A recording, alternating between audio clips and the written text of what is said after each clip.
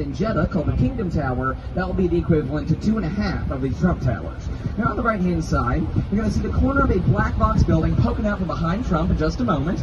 Now this black box building, right past the bridge here, there it is. That is the American Medical Association building. It was originally built for IBM in the 1970s. It is also sort of an important building to the world of architecture because this is the last office building designed by Mies van der Rohe. Now Mies van der Rohe, he came up into architecture in the mid-1900s. Whenever he was becoming an architect, all architects around him, they were cladding their buildings in a lot of fancy carved stone and ornamentation. And all this ornamentation is beautiful, but it cost a lot of money, it took a lot of time, and technically it was unnecessary to the function of the building.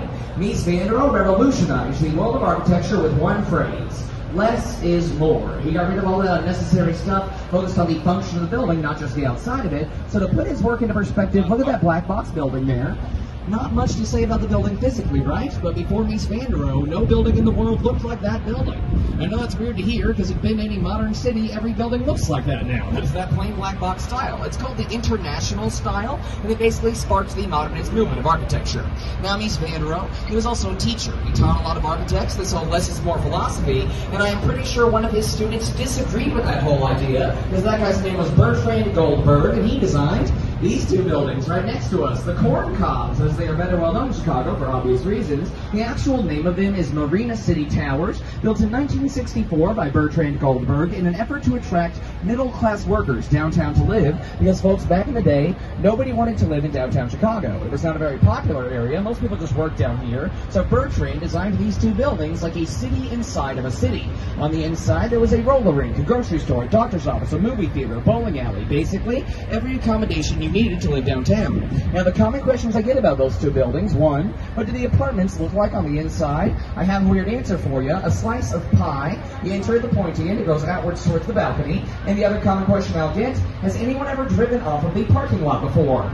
Yeah, twice. But it was for TV and movies. Don't worry, no one got hurt. A commercial in the early 2000s for an insurance company. And then before that, Steve McQueen's last film, The Hunter, we drove a car off that building as well. Also, if anybody here is familiar with the sitcom The Bob Newhart Show, that was their apartment in that sitcom.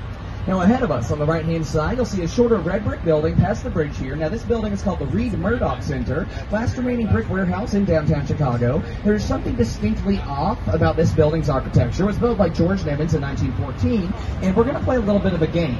I'm going to give you guys 5 seconds to look all around this building, and at the end of those 5 seconds, I'm going to ask you what's weird about it. Now, if you've already taken the tour and you know the answer, don't say anything to the end of those 5 seconds. No spoilers now. Are y'all ready? Go. 5, 4, 3, 2, 1. A couple more seconds for the people in the back. 2, 1. Can anyone tell me what is weird about this building? Yell it out. Look at the clock tower.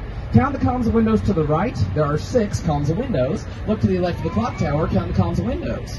1, 2, 3, 4, 5. The entire building is asymmetrical. The clock tower's not in the middle. Why? That building was built in 1914, where the bridge we're about to go underneath right here was built in the 1930s. Whenever they put the LaSalle Street Bridge in, they had to extend out the street here, put in the bridge house, knock down a column of windows on the Reed Murdoch Center, so it wasn't always asymmetrical. Now, coming out from underneath the bridge, right next to us, you're going to see one of the most environmentally friendly buildings in Chicago. This is 300 North LaSalle, designed by Picard and Chilton in 2009. This building was built by with over 60% recycled materials. Would you guys believe me if I told you no air conditioning units in that building? Now, don't worry, no one's suffering in there during the summer times. The way they cool the building off is using river water. They pump it in through the walls, pump it out cleaner than it actually was. Now, I am apprehensive to tell you guys that because that practice may have been stopped, because that can heat the water up and that can negatively affect the wildlife in the river. And we do have wildlife in the river, over 70 different species of fish. Now, going back in time again, 1931, the Marshall Field Company, better well known today as Macy's, they had 18 warehouse buildings scattered all around Chicago. They wanted to combine them into one building, and if you're thinking 18 warehouses in one building, that'd be a ridiculously giant building. Well, look to the right, you'd be correct. This ridiculously giant building is called the Merchandise Mart. It was built in 1931 by Graham Anderson, Charles White. Whenever this massive Art Deco building was first built, it was the largest concrete building in the country by square feet. Today it's only number 2. Does anybody know what number 1 is now? The Pentagon. Now, the Merchandise Mart is over 4.2 million square feet of space, over 8 miles of hallway in that building, and until the 90s, that building had its own zip code. Now, the Kennedy family, they purchased the Merchandise Mart in the 1940s for just $13 million. Then they sold that building in the 90s for $576 million. So if you're worried about the Kennedy's financial situation, why? Because they also purchased this land right here. This outcropping of land is called Wolf Point. To our right is Wolf Point East, luxury apartment building named after the land that it sits on. Across the peninsula is Wolf Point West. Hello! You both look lovely. Yes.